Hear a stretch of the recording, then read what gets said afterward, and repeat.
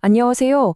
오늘은 교실 속 그 전문가, 독서 교사에 대해서 한번 제대로 파헤쳐보려고 합니다. 우리가 학교 다닐 때 읽기 능력에 정말 큰 영향을 줬던 분들이잖아요. 이분들의 전문성은 대체 어떻게 만들어지는 걸까요? 궁금하지 않으세요? 생각해보면 우리 모두 글 읽는 법은 배우잖아요. 근데 말이죠. 그냥 글자를 읽는 걸 넘어서 그걸 진짜로 이해하게끔 가르쳐주는 사람은 누구일까요? 바로 이 질문에서 오늘 이야기가 시작됩니다. 독서 교사는 특히 학교 교육에 초점을 맞춘 전문가를 말해요. 그러니까 독서 전문가라는 더 큰 카테고리가 있으면 그 안에 속하는 한 분야라고 보시면 돼요. 쉽게 말해서요, 모든 독서 전문가가 학교 선생님은 아니지만 모든 독서 교사는 진짜 전문가여야 한다. 바로 이겁니다. 자, 그럼 이 독서 교사라는 분들, 대체 어떤 일을 하는 사람들일까요? 그 정의부터 한번 제대로 짚고 넘어가 보죠. 이분들은요, 그냥 국어 선생님, 언어 선생님, 이런 개념을 뛰어넘어요. 말 그대로 읽기 능력, 그러니까 독해력의 어떤 기술적인 면과 과학적인 면을 모두 다루는 전문가들이라고 할 수 있죠. 그냥 글자를 해석하는 수준을 넘어서 의미를 스스로 만들어 나가는 방법을 가르치는 거죠. 아니, 그럼 이런 전문성은 도대체 어떻게 정의하고 또 어떻게 보장할 수 있을까요? 독서 교육에는 일종의 글로벌 표준이 있거든요. 그걸 통해서 한번 기준을 알아보겠습니다. 생각해보세요. 전문가를 키우려면 일종의 설계도 같은 게 필요하잖아요. 독서 교사에게는 바로 이 전문성 표준이라는 게 그 설계도 역할을 하는 겁니다. 여기 국제독서협회 ILA라고 하는데요.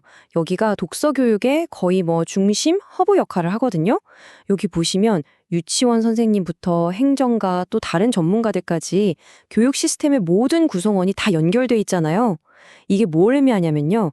독서 교육이라는 게 한두 명의 교사한테만 맡길 일이 아니라 교육계 전체가 다 같이 힘을 합쳐야 하는 큰 과제라는 걸 보여주는 거죠. ILA에서는요, 이 전문성을 딱 6가지 핵심 역량, 그러니까 기둥으로 정의하고 있어요.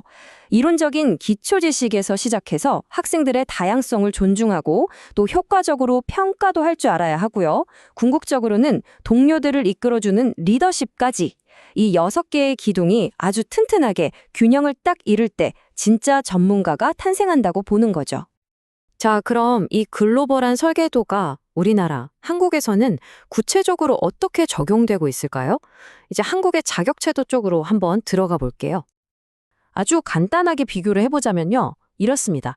ILA 표준이 이런 게 필요해? 하고 큰 틀을 제공하는 거라면 한국은 그걸 바탕으로 교사들을 위한 아주 구체적이고 또 단계별로 된 자격증 시스템을 딱 만든 거죠. 보시면 우리나라 독서교사 자격증은 3급에서 시작해서 1급까지 아주 체계적으로 성장할 수 있는 길을 보여주고 있어요.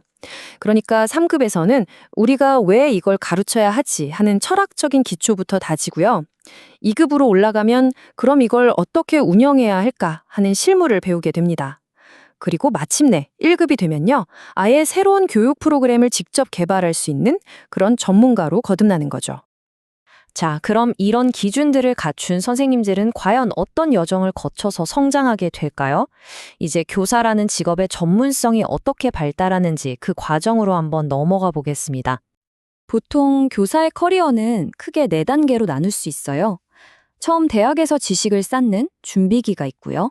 그리고 처음 1년에서 3년 정도 현장에서 막 부딪히면서 경험을 쌓는 입문기. 그리고 한 4, 5년쯤 되면 자기만의 노하우가 생기는 공고하기를 거쳐서 마지막에는 다른 동료 교사들한테까지 좋은 영향을 미치는 전문가, 바로 성숙기에 이르게 되는 거죠. 역시 전문성은 하루아침에 뚝딱 만들어지는 게 아니네요. 자, 그런데요, 실제 교실에 계신 선생님들은 스스로한테 어떤 지원이 가장 필요하다고 생각하고 있을까요? 이제 이론적인 얘기는 잠시 접어두고 현장의 목소리를 한번 직접 들어보시죠. 이 결과를 보면요. 와, 정말 흥미로운 점이 하나 보입니다. 우리나라 선생님들이 가장 원했던 지원이 다른 거창한 연수 프로그램이 아니라 바로 동료 교사 멘토링이었어요. 압도적이죠? 이건 뭘 의미할까요? 딱딱한 이론 교육보다는 내 옆에 있는 동료 선생님이랑 실제 경험을 나누는 게 훨씬 더 가치 있다고 생각한다는 뜻이겠죠? 아니, 근데 왜 선생님들은 이렇게 동료 멘토링을 간절히 원했을까요? 바로 여기에 교사 교육의 가장 큰 숙제가 숨어 있습니다. 책에서 배운 이론이랑 막상 들어가 보면 정신없이 돌아가는 교실의 현실, 이 둘 사이의 간극을 어떻게 메울 거냐, 바로 이 문제 때문입니다. 그러니까 교사 교육의 가장 큰 숙제는 바로 이 두 가지의 균형을 맞추는 거예요. 대학에서 배운 이론, 뭐랄까, 책상머리 지식이라고 할 수 있겠죠? 그거랑 실제 교실에서 그 지식을 써먹을 수 있는 능력, 그러니까 현장의 지혜 사이에서 균형을 잡는 거예요. 이걸요, 고대 그리스 철학에서는 프로네시스라고 불렀습니다. 우리말로는 실천적 지혜라고 번역할 수 있겠네요.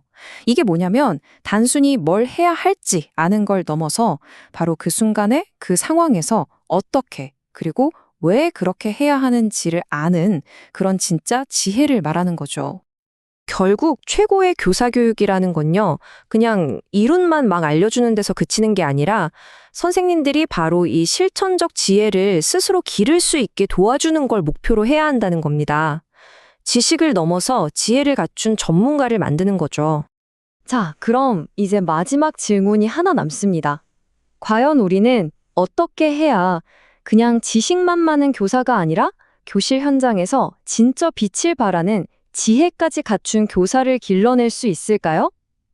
아마 이 질문에 대한 답을 찾아가는 과정이 바로 우리 교육의 미래를 결정하게 될 겁니다.